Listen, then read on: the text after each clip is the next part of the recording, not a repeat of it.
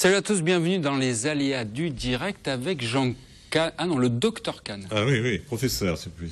Oui, vous avez changé de crèmerie en tout cas. Oui, Hein. je change de crèmerie parce que... Vous étiez noir tout à l'heure, blanc maintenant. Il y a beaucoup de malades. C'est des grands malades. On va parler leur gentiment parce que vous avez vu la composition du plateau. C'est des grands malades. Faudrait pas trop la ramener quand même. Ici. Hein, je suis le moins gros de tous. Oui, oui. Ça va. Oui, oui, mais vous allez voir. C'est vrai. Parce qu'ils font, ils font des gros matchs. Bon, pour nous accompagner, Guy Pratt, l'entraîneur adjoint du BLMA. Bonsoir Guy. Bonsoir. Mathieu Pesson et Andrés Aguilar pour le Montpellier Water Polo. Bonsoir. Et Johan Henache, notre consultant de tennis, qui nous avait accompagnés durant l'Open Sud de France et qui, je l'espère, va remettre ça cette année parce que le plateau commence à s'étoffer et on va y revenir avec lui parce que c'est dans pas bien longtemps, hein, 3 semaines et puis c'est parti, Johan. Exactement. Bonsoir. Donc ce tournoi aura lieu du 1er au 9 février à la Park & Suite Arena. C'est la 4e édition déjà. C'est la 4e édition et le dernier vainqueur était Jean Gasquet. Vous êtes sûr? Bah oui. Bravo. Trop fort, hein. Non, mais oui. Bon, on va parler basket d'abord, oui. Parce que Guy Pratt a du boulot. Je sais que Valérie Demory l'a libéré, mais qu'il y a beaucoup de travail à faire parce que la saison a repris après les fêtes sur des chapeaux de roue.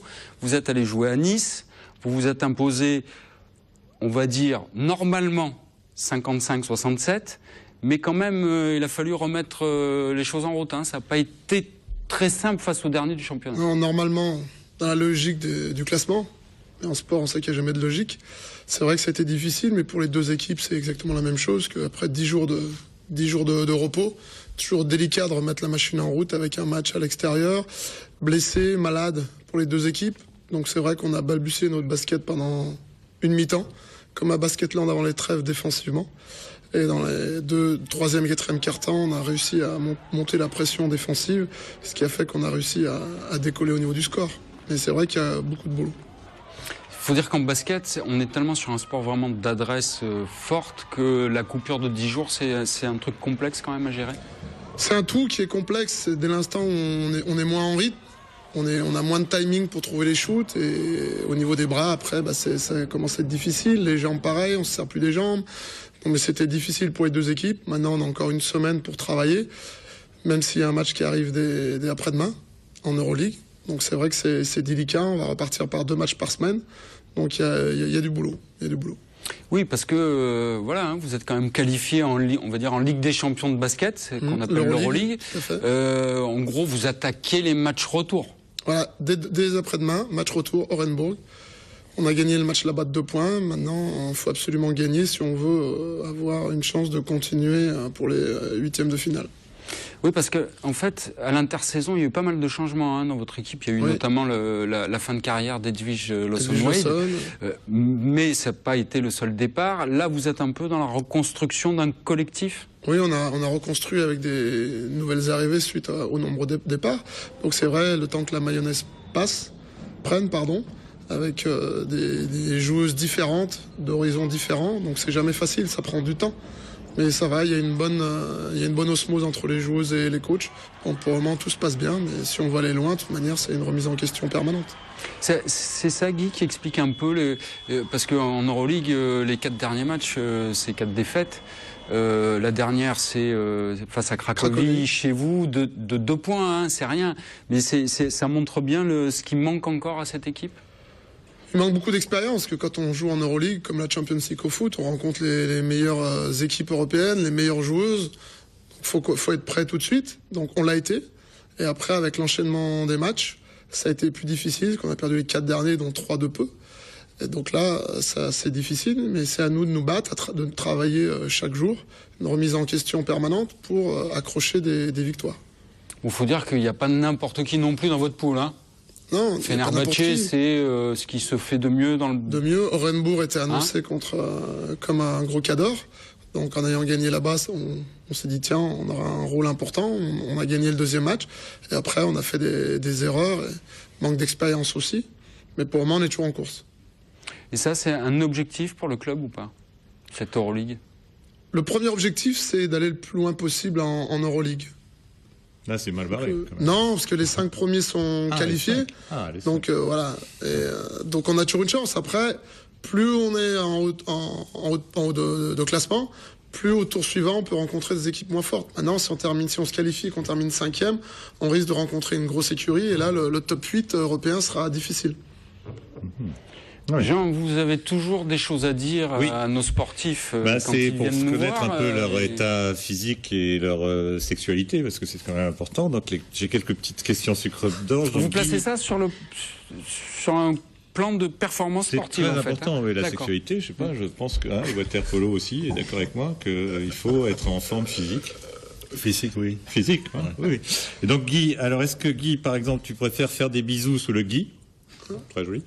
Ou alors je crains le pire. Pratiquer des câlins sur un lit à latte.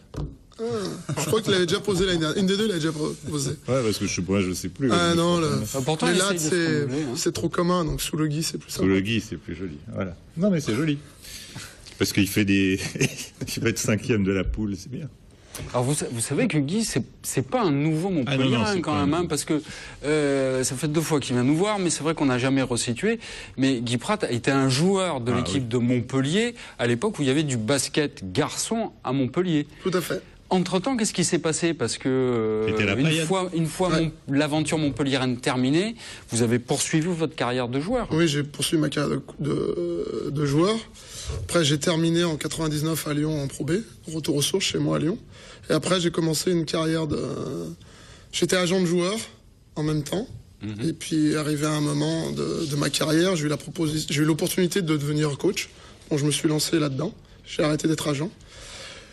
Et un jour, Valérie Demory cherchait un assistant et pour s'occuper aussi du centre de formation à Mourinx, en LFB. Donc, je l'ai suivi. Et puis, l'aventure a continué. Il est venu à Montpellier. On s'est séparés pendant 1 an parce que je n'ai pas pu le rejoindre pour diverses raisons.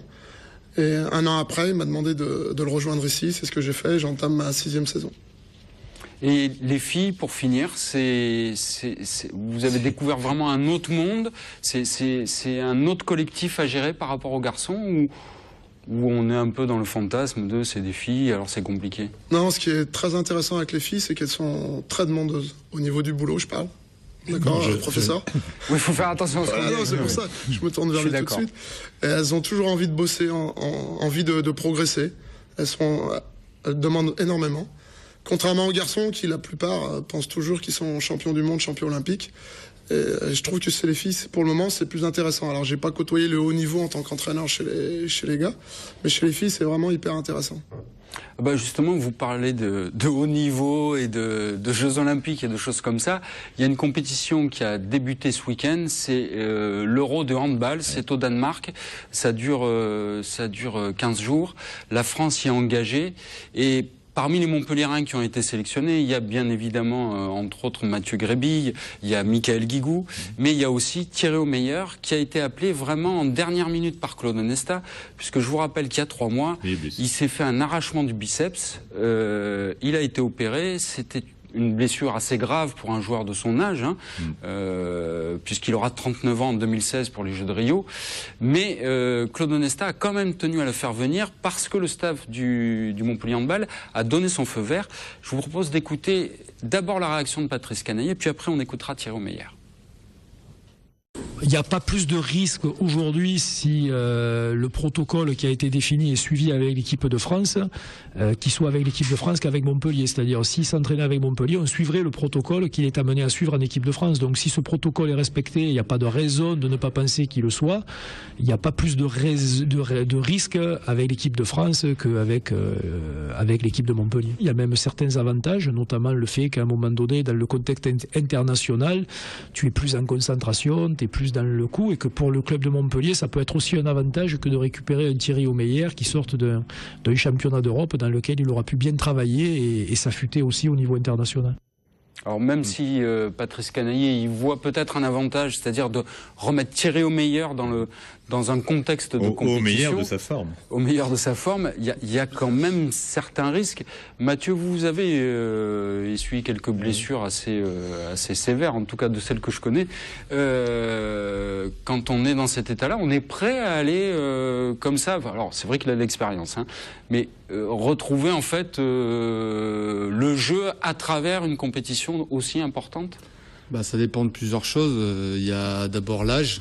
Il y a d'après la condition physique, la gravité de la blessure de laquelle on revient, et il y a la préparation aussi. Donc je pense que connaissant Thierry Omeyer, le staff du Montpellier Handball, il s'est extrêmement bien préparé comme il faut pour tout en étant très conscient de l'enjeu qu'il allait être imposé. Donc je pense que dans ces conditions-là, quand tout est réuni, je pense qu'il n'y a aucun problème à aller jouer une compétition internationale comme est le rôle de handball.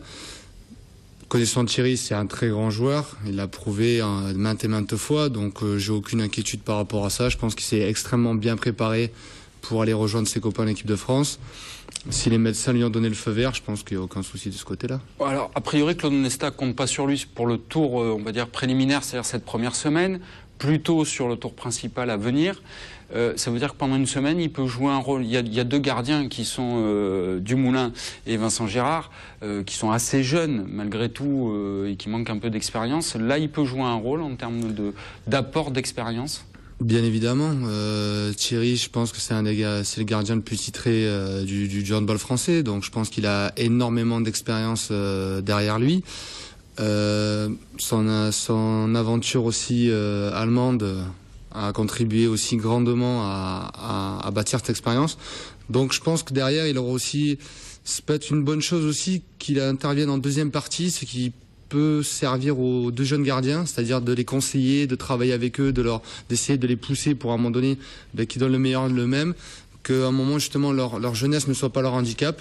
Et justement derrière profiter des grands joueurs qu'il a dans cette équipe de France pour à un moment donné justement se remettre au niveau international, au niveau des shoots, au niveau de la rapidité d'exécution, au niveau des réflexes, au niveau de plein de choses comme ça. Donc non, franchement j'ai aucune inquiétude à ce niveau-là. Je connais un peu Thierry, je connais très bien les autres et je sais que ils feront du bon boulot, il y a aucun problème. Ce que je vous propose, c'est d'écouter Thierry Omeyer. C'était juste avant qu'il prenne l'avion pour rejoindre ses coéquipiers à Aarhus, au Danemark. J'ai déjà pu travailler depuis un petit moment, vu que c'est une blessure sur le haut du corps. Au niveau des jambes, j'ai pu travailler mon physique, m'entretenir depuis 1 mois et demi à 2 mois.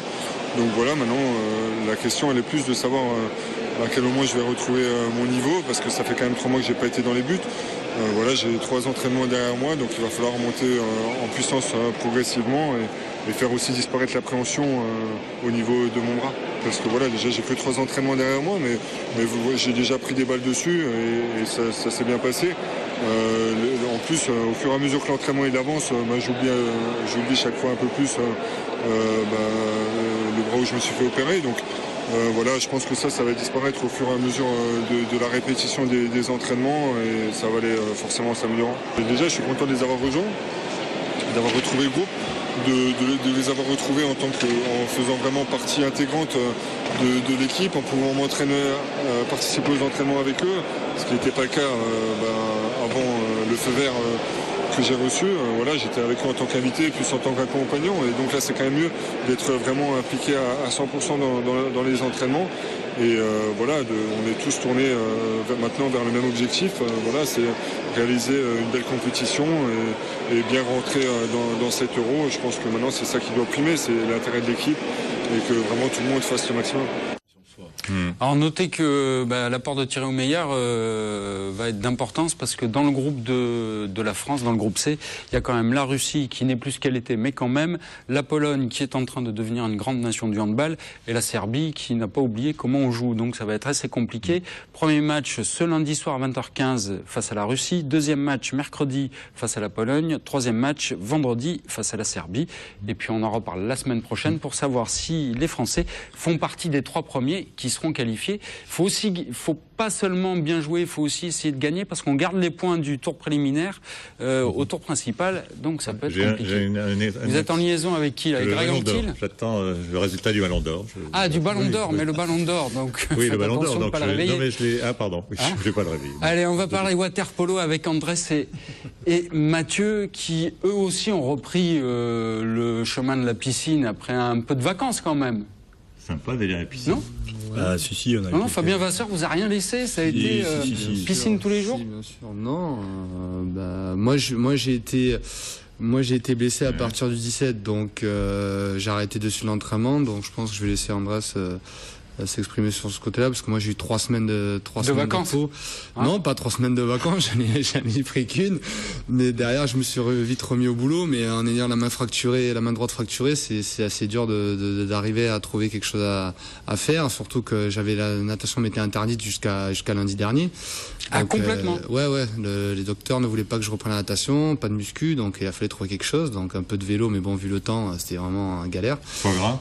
Donc j'ai été obligé de m'enfermer dans une salle, faire du cardio, faire du gainage, et ça a vraiment pas été évident. Surtout que voilà, s'entraîner quand l'équipe reprend et toi tu t'entraînes à l'écart un peu tout seul, c'est encore plus difficile. Donc voilà, donc après l'équipe l'a vécu différemment, quoi.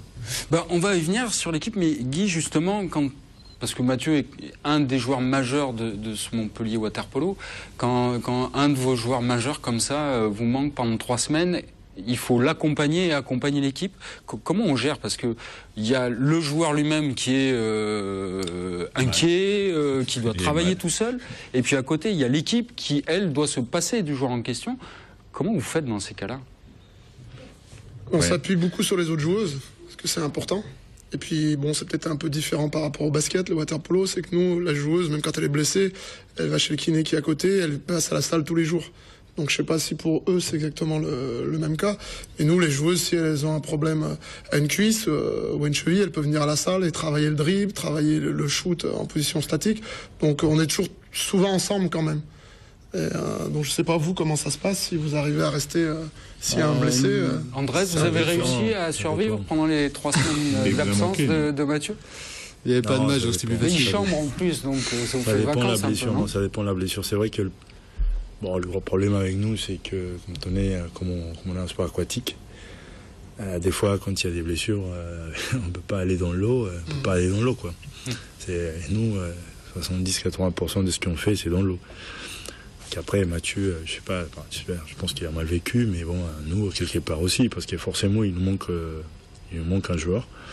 Et c'est difficile, quoi, s'entraîner, parce que bon, tout ce qu'on doit faire techniquement ou tactiquement, c'est... Techniquement et tactiquement, oui. Ça va, tu peux continuer. Ouais, il vous manque, quoi. C'est pas simple. C'est difficile à gérer, quoi. C'est difficile à gérer. Un mètre vous manque. Ce qui est vraiment problématique pour nous, Waterpolo, c'est qu'on dispose pas d'une infrastructure qu'on peut utiliser tout le temps. Je veux dire, on a une salle de muscu qui est minuscule et qu'on partage avec le Manuc, et on a une piscine qu'on partage avec plus de 3000 personnes. Avec Montpellier, on va dire. Donc voilà, donc nous, c'est vraiment la galère. Donc arrêtez d'aller à la piscine. Donc le truc, c'est qu'il faudrait qu'on bénéficie, qu'on ait soit une piscine qui nous est réservée à des créneaux adéquats et quand on en a besoin, et une salle de sport aussi où on peut faire de la muscu. Je veux dire, moi, j'ai été obligé d'aller galérer à la Paillade pour utiliser la salle de muscu de Kamel Almedi, qui est notre préparateur physique, qui a repris une salle de muscu en association avec les trucs de quartier pour pouvoir m'entraîner convenablement. Il m'a même filé les clés de la salle pour que j'y aille tout seul. Donc c'est qu'à un moment donné, il y a une vraie problématique d'infrastructure. Voilà, le BLMA a son gymnase, et je pense je parle même pas du foot avec la Mosson, du handball avec René Bougnol. Il manque des équipements pour le waterpolo. On est très clairement en galère. Donc après, aller voir le kiné 5 minutes, il te masse, il essaie de faire un travail. Ok, mais derrière, après, ça fait quoi? Comme le dit Andrés, on a 90% du temps dans l'eau. Mais quand un joueur ne peut pas faire ses 90% dans l'eau, il fait quoi? Donc moi, je me suis débrouillé comme j'ai pu, et j'ai pris mon vélo, je suis allé faire 1 heure de vélo à travers Montpellier. Mais quand il pleut et qu'il fait mauvais, comment on fait? Donc quand on n'a pas de salle, quand on n'a pas de truc pour faire du cardio, pour ne serait-ce que faire du gainage. Donc en gros, c'est un appel, il vous faut des équipements pour poursuivre votre aventure mais dans de bonnes conditions. Un accès. En tout cas, un accès réservé pour que vous puissiez vous organiser votre planning de travail correctement. Pour autant, et ça va pas vous aider, parce que vous continuez à gagner quand même, parce que vous avez joué Lille ce week-end et vous avez gagné 15-8. Donc finalement, quand même, cette équipe, elle tient la route. Bon, la semaine prochaine, ça peut être plus dur, parce que là, vous allez à Marseille chez vos vieux copains, au Cercle des Nageurs. Ça va être plus compliqué, Andrés. Ça va être compliqué. C'est vrai que nous, jusqu'à là, on a joué des matchs en France. On les a super bien gérés. Mis à part Nice. Vous avez fait match nul 10-10, si ma mémoire est bonne. Exact, alors qu'ils ont gagné 9-6 à 3 minutes de la fin. Pour moi, perso, ça ne me dérange pas plus que ça. Oui, non, parce que comme on avait bien fait jusqu'à là, et qu'on avait géré très très bien tous les matchs, on gagnait plusieurs buts. Bah là, voilà, on s'est rendu compte qu'il fallait quand même. Bon, Nice qui est second du championnat, juste derrière vous, quand même. Oui, hein. mais bon, enfin. Bon, voilà, Nice, vous n'étiez pas contre Reims. Non, mais Nice qui a pris une déculottée ce week-end. Est une belle équipe, est une belle équipe. Est une belle équipe. Est une belle équipe. Nice est une belle équipe cette année. Ils jouent bien, ils s'entraînent bien. Et voilà, donc nous, on a des soucis à se faire, quoi. Maintenant, ça, après, c'est une autre histoire. Donc, il y a pas de morale, là, si, bien sûr, bien sûr. Mais moi, je ne gaspille pas l'énergie. Voilà. Inutilement sur un plateau télé à parler avec un chauve qui se prétend médecin. Il ne faut pas exagérer. Je garde mon énergie pour l'entraînement. Enfin, alors, justement, Andrés, est-ce que cette année, parce que vous nous avez fait quand même vivre des trucs super en étant champion de France, l'an passé ça a été un peu plus compliqué. Cette année, vous voyez comment est-ce qu'on peut... Parce que c'est comme au basket, hein, c'est le dernier à pas gagner. Le premier du championnat ne gagne pas au final. Est-ce que vous allez être champion de France cette année? La question piège. Dans le sport, on ne peut jamais s'avancer. On est d'accord. On ne peut jamais s'avancer. On ne peut pas dire on va être champion de France à 100% parce que ce n'est pas vrai. Je mentirais et tout le monde sera d'accord avec moi. Et si je dis ça, je suis en train de mentir, quoi. Comme le Ballon d'Or ce soir, on ne le sait pas. Toujours pas. Non, toujours bon. Pas. Allez, voilà. Passez un coup de fil. Enfin bref, donc en tout cas, quoi qu'il arrive, l'objectif premier pour la Coupe cette année en France, c'est pour le championnat de France, c'est le gagner, quoi. D'accord. On doit gagner le championnat. Écoutez, après, on s'entraîne pour ça et puis tous les matchs qui ont fait. Mais on sait que c'est la glorieuse incertitude du sport. Il n'y a pas de souci. Exactement, quoi. Exactement. Ouais. Johan va me dire pareil, parce que je vais lui demander à notre consultant tennis s'il pense que Richard Gasquet va pouvoir défendre son titre et pourquoi pas le doubler. Est-ce que c'est possible vu son état actuel? Il n'a pas la grande forme, ça je vous le conçois, mais on espère fortement qu'il réalise le doublé cette année encore, bien sûr. Bon, pour l'instant, le plateau qu'on connaît, c'est Gasquet, Monfils, Benoît Paire et Wawrinka. Exactement, il y a aussi un Polonais. Le 9e, le 31e, le 26e et le 8e joueur mondial. Ça commence quand même à tenir la route, ce plateau de l'Open Sud de France. Exactement, il est d'une très grande qualité cette année. Vous avez oublié aussi le Polonais Janowicz, qui sort malheureusement en 2013. Il a été très souvent blessé. Et en 2012, il avait fait quand même finale à Bercy, donc il ne faut pas l'oublier, ce joueur. Ça peut être le trouble fait de ce tournoi, je pense. Bon, ça se déroule du 1er au 9 février. TV Sud, comme l'an passé, y sera pour accompagner cette compétition. Est-ce que on peut imaginer qu'il y ait des joueurs de renom qui viennent compléter ce plateau, sachant que juste avant, il y a une Coupe Davis. Enfin, c'est encore un peu compliqué de faire venir des têtes de série. Oui, tout à fait. C'est un peu compliqué. Ça va dépendre de leurs résultats à l'Open d'Australie, qui se joue actuellement. Si les meilleurs perdent la première semaine, vous risquez peut-être de les voir à l'Open Sud de France. Oui, en gros, l'organisation, c'est ce qu'il faut, c'est qu'ils perdent à l'Open d'Australie en première semaine pour avoir le temps de se reposer et de revenir chez nous pour se remettre dans le circuit, c'est ça? Exactement. Wow, c'est encore plus tactique que le basket et le water polo réunis. C'est du business aussi, non? Ça doit être cher, les plus gros, non? En termes de garantie, c'est très très cher de s'attirer les meilleurs, tout à fait. Bon, quand même, Gasquet, il est blessé, il n'est pas en super forme, il a joué une exhibition, il a battu Wawrinka, c'est vous qui me l'avez appris juste avant l'émission. Qu'est-ce qu'on peut imaginer qui puisse se passer? Parce qu'il va aller à la Coupe Davis aussi? Mais il a déjà gagné ce matin son premier tour à l'Open d'Australie. Donc en 3-7, donc on imagine qu'il se retrouvera peut-être en deuxième semaine. Mais ça va être très dur pour lui d'enchaîner, je pense, l'Open d'Australie, la Coupe Davis et l'Open Sud de France. Favori, malheureusement, ce qui risque pour l'Open d'Australie, le tournoi qui risque de payer sa blessure, c'est l'Open Sud de France, il faut être clair. Dans ces cas-là, ça se passe comment? On peut imaginer que Patrice Dominguez ait un substitut? Exactement. Ça, c'est Patrice qui gère ce genre de sujet, oui. Donc à ce moment-là, il peut être amené à faire venir un joueur complémentaire pour remplacer un blessé. Exactement, c'est arrivé déjà l'année dernière avec la blessure de Berdych. Et c'était Janko Tipsarevic qui l'avait remplacé au pied levé. J'attendais parce que je préférais que ce soit vous qui le disiez, Tipsarevic. Et le petit père, il est favori cette année? Il va gagner? Et il a été finaliste l'an dernier, donc moi c'est toujours, je mettrais bien une petite pièce sur lui. Le petit père. il est pas mal. C'est mon fils ou mon petit, le petit père. Exactement. Bon, dans le feu de l'action, je vous ai exonéré de vos questions à nos amis poloistes. J'avais Mathieu une question pour lui parce que lui je l'ai trop près de moi. Alors, est-ce que tu préfères, Mathieu, te jeter à l'eau pour t'adulciner et prendre un bouillon, ou alors te jeter à l'eau pour ton club et prendre un savon de Marseille?